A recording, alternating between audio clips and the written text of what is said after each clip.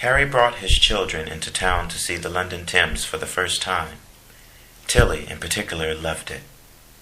She sniffed the air, ran along the foreshore, drinking it all in. He took them to the last proper working dock in central London, where the rubbish from the city is loaded onto barges and shipped out. Tilly was excited by the boats, and, more disturbingly, by the piles of bones collected underneath Cannon Street Railway Bridge. They were an arresting sight, it was true, as if every restaurant in London had been dumping their leftovers into the sewers for centuries, and it had all flushed out here, near the outfall of the Walbrook. Chicken bones, bits of cattle skeleton, sheep bones, even what looked like the fossilized bits of horses and oxen. Harry liked the fact that he had once worked in an office built over this secret river. He enjoyed joking that he had been employed on the banks of the Walbrook, not the Thames. Like the Fleet and Tyburn, the Walbrook was now just a storm conduit, always covered, but strange legends were attached to it, of treasure-hunting toshers who roamed these buried watercourses, ever afraid of the herd of underground swine rumored to have made their home in the underbelly of the city. When the twins pointed out the rat to him that day, Harry became very thoughtful. This wasn't caused by any reverie about a child's tendency to anthropomorphize animals. It was because the rat did indeed appear to be waving. The twins had fled, but Tilly was quite still, staring at it, curious and confident.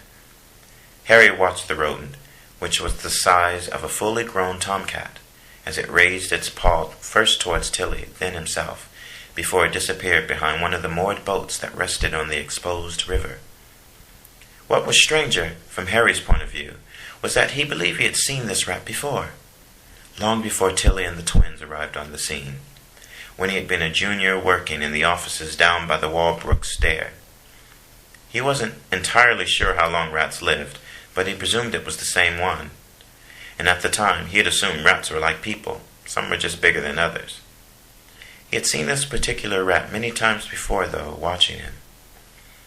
When he first started work for the company, Harry used to spend a lot of time along the waterfront, nipping out for cigarettes, eating his lunch there on fine days. Now he realized that Tilly shared his fascination with the riverbank. She was a creature possessed that day, scampering below the embankments, exploring as far as she could, right up to the water's edge. She'd always been an adventurous child, keen to explore new things and places, but she also displayed a deep conservatism when it came to their home. She quickly noticed, and usually resented, any changes to it, even little things like new cushions or rearranged furniture. It was a nightmare getting her to try different foods. A doctor of his acquaintance had labeled her behavior neophobic, but Harry was happy to accept it as part of her charm. She was certainly different from the twins, with far less of his wife Trudy in her makeup, almost to the point where Trudy had joked that Tilly was brought by the fairies. He had never told anyone at work about the rat. He'd begun to get a little ambitious, and it wouldn't have helped his career prospects if people knew he believed he was being watched by a giant rat. The only person he ever told about it was a girl he had met one evening in the Banker, the pub under Cannon Street Railway Bridge. It had been the end of summer, still warm, and he had been out on the patio with a group of colleagues. He couldn't remember how she'd got there. Suddenly she had just been there in the crowd. Raven, wavy hair pulled back off her face, sharp, pretty features. She had worn a red silk shirt, the jacket of her trouser suit slung carelessly over her shoulder. She was something in waste management, she had told him. He had found himself talking to her, swept slightly apart from the work gathering, talking dreams, futures, and pasts. Mostly him talking. Happily cocooned in the cherry mob, they had drunk in each other. He must have been relaxed because he had told her about the rat, making light of it on a Friday evening at the end of trading. Strangest thing, he had said before laughing. That's good luck, she had said. Queenie's looking out for you, puzzling him. Then she'd laughed and suddenly gone very native. You mean to say you never heard of the queen rat? You haven't a bauble?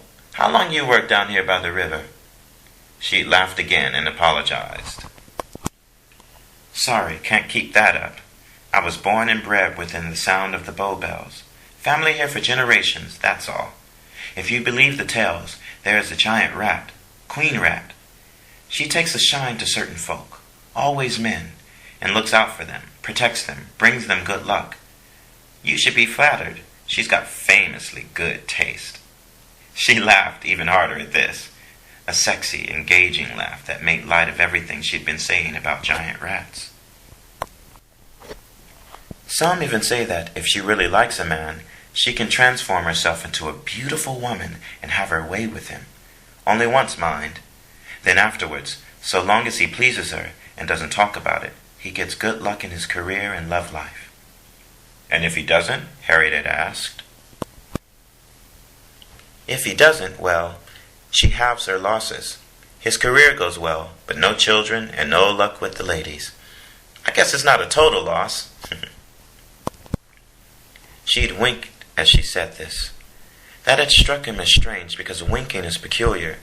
Very few people get it right. Hers had been a beauty, though. Slow, sensual, flirty, and bright. And it had caused him to notice her eyes. Eyes that sparkled and rippled like a river in the sunlight. Not the muddy Thames, but an azure stream of absolute clarity. The wink brought into focus something he had been unaware of before, that her eyes were different colors.